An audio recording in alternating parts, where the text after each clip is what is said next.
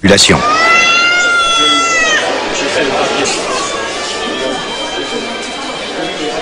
Les troupes Emma veulent une ville débarrassée des Lendu, et les troupes Lendu veulent une ville sans Emma. De part et d'autre, on se massacre, on se mutile, on s'égorge. À Bunia et dans les alentours, il y a à nouveau des cannibales. Les victimes, de tous âges confondus, sont de plus en plus nombreuses.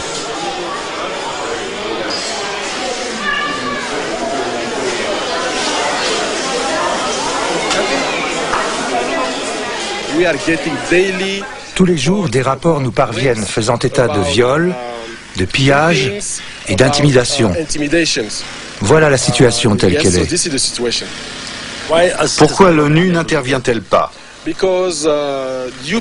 Parce que l'UPC, qui contrôle militairement la région, ne laisse pas les casques bleus franchir une certaine limite.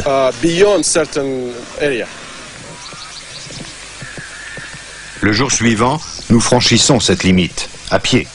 Lucien, un vieil homme que nous avons rencontré dans le camp de réfugiés, nous invite à l'accompagner jusqu'au village où il vivait récemment encore. Nous sommes dans la banlieue de Bunia, sur un territoire contrôlé par les milices. Cette zone est interdite aux casques bleus.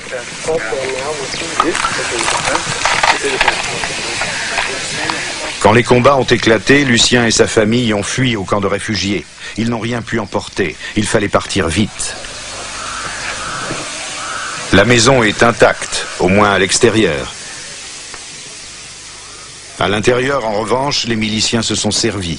Avant la guerre, Lucien travaillait pour les autorités sanitaires et bénéficiait de revenus corrects. Il a ainsi pu acheter une machine à coudre, une radio et même un téléviseur. Mais tout a été emporté.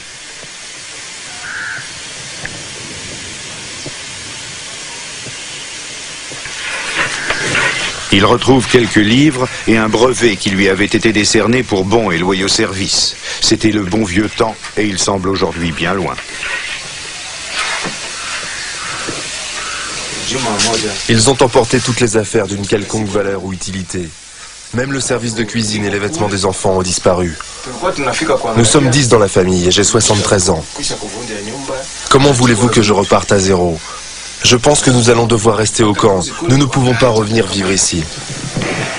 Jérôme, son petit-fils, retrouve une voiture que son grand-père était en train de lui construire. Un objet délaissé par les pillards, mais qui constituera le seul trésor de Jérôme quand il sera à nouveau sous la tente, au camp. Soudain, les miliciens font irruption. Ils sont méfiants et menaçants. Lucien doit expliquer ce qu'il fait ici. Lucien sait que vers midi, sous la grosse chaleur, ces hommes ont la gâchette facile. Mais aujourd'hui, ils semblent bien disposés.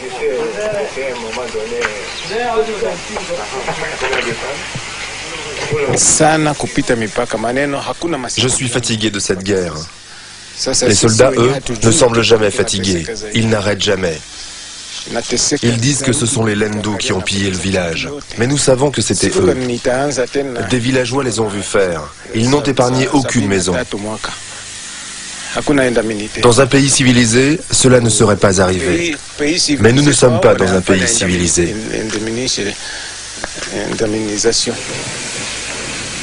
Ensuite, Lucien et son petit-fils s'en vont, sans doute pour toujours.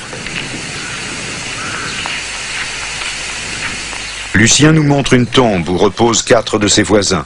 Ils ont été abattus la semaine dernière. L'impunité rend les choses pires encore. C'est l'impunité qui a aggravé la situation. Si depuis le début... Si on avait châtié les responsables depuis le départ, cela n'aurait pas continué ainsi. Mais les tueurs se promènent en liberté, sans être inquiétés. Et donc ça continue.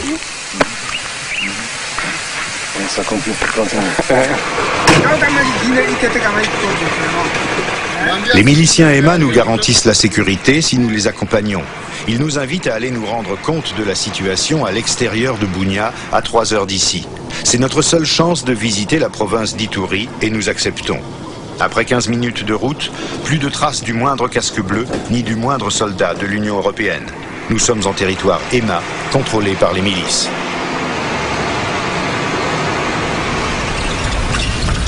Nous nous rendons à 25 km au sud de Bunia par la route qu'empruntent également les fugitifs. Toutes les 10 minutes, nous passons à côté d'un poste de miliciens.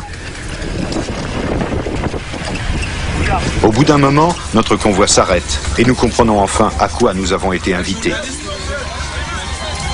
Un cortège nous attend. Lubanga, un chef milicien, est en visite à Iga-Barrière, un village dans les montagnes aurifères d'Ituri.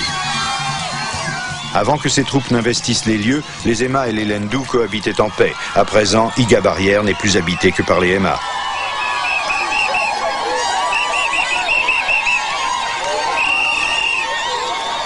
Le commandant ne se voit pas comme un chef de bande. Il se donne des airs de roi, de chef d'État. Est-ce un fou furieux, un déséquilibré, comme l'a récemment affirmé un porte-parole de l'ONU? Thomas Lubanga est diplômé de l'Université de psychologie du travail. Il fait partie de ces nombreux chefs de guerre africains qui ont pris le maquis où ils se sont improvisés politiciens et hommes d'affaires. Nous demandons à deux villageois ce qu'ils pensent des milices UPC et du président Lubanga. Un homme de l'UPC en civil s'interpose pour répondre à leur place. Thomas Lubanga, le président de l'UPC, est arrivé au pouvoir. Pendant très longtemps, nous avons dû nous cacher dans le maquis. Grâce à lui, nous pouvons à nouveau vivre dans nos maisons.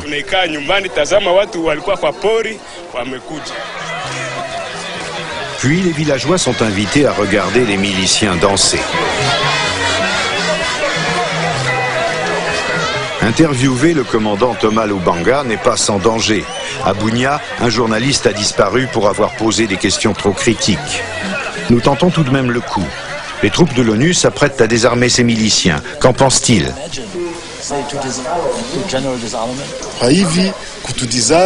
Nous désarmer? Ils n'ont pas de mandat pour ça. Mes soldats sont partout, dans un périmètre de 300 km, jusqu'au fin fond de la province de l'Ituri. Je dispose de 7 brigades qui assurent la paix dans tout le pays. Quand ils disent qu'ils veulent nous désarmer, je me demande comment ils comptent s'y prendre. Nous désarmer? Je ne vois pas pour quelle raison. Je ne vois pas non plus comment ce serait possible.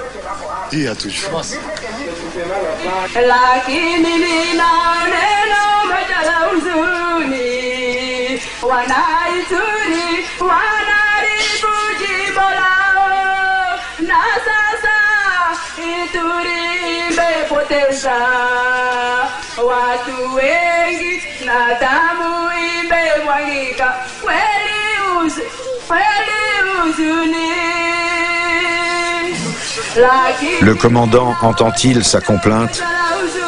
Derrière le village s'étendent les champs aurifères. Nous n'y verrons aucun milicien, mais la guerre se joue également ici.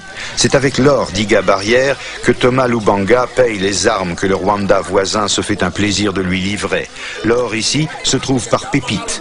Le sol de l'Ituri renferme un véritable trésor qui alimente les milices. Les pauvres diables d'ici se contentent des miettes. Depuis que la guerre a éclaté, je ne peux plus sortir travailler dans mon champ. Ce travail me nourrit, mais je préférerais vivre à nouveau dans ma ferme.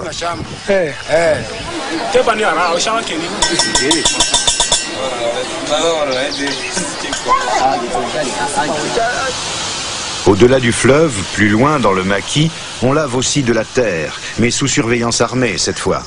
Il s'agit également d'or, mais d'un or noir, plus précieux encore que l'or traditionnel. Si précieux que les armées du Rwanda et de l'Ouganda sont venues l'extraire ici même. Elles ont entre-temps été chassées par les miliciens. Aujourd'hui, ce sont eux qui exploitent ces gisements.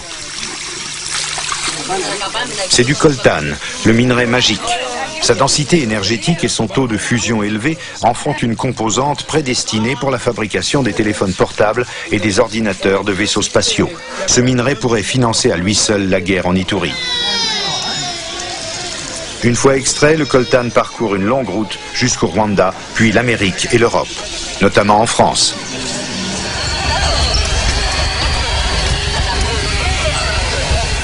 En fin de journée, nous entamons le chemin du retour. Il pleut et le convoi se traîne. Peu à peu, la route devient très glissante et nous contraint à nous arrêter régulièrement. Cela nous laisse le temps de discuter avec nos protecteurs. Que pensent-ils de tout ceci?